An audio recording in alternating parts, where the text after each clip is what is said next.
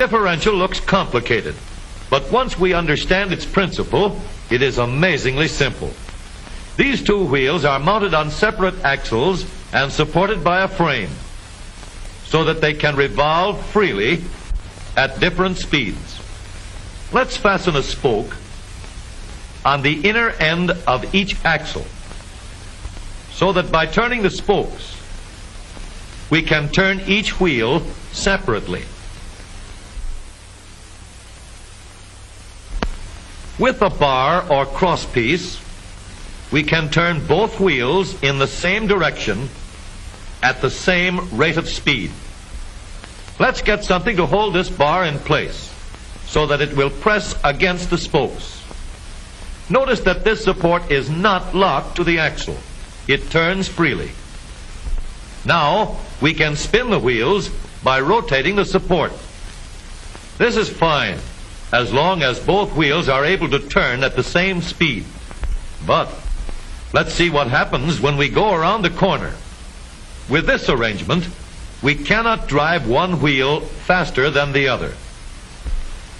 And if we stop one wheel, the other wheel won't budge. Let's put this bar on a pivot so that it can swing in either direction. The bar can still turn both wheels at the same speed. And because it pivots, it lets one wheel turn even when the other is stopped. But if turned too far, the bar will swing around until it won't drive the spokes that turn either wheel. We need another crossbar and more spokes to carry on the job. When we stop one wheel, the crossbars will continue to push the spokes of the free wheel around. As long as both wheels are free to turn. Now we have the working principles of a differential.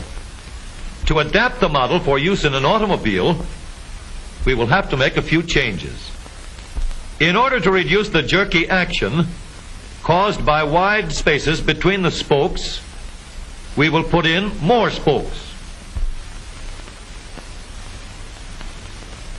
Further filling in the spaces between the spokes gives steadier, more continuous action, and changing the shape gives firm, constant contact. Now we can make the gears thicker and stronger, and we have differential gears.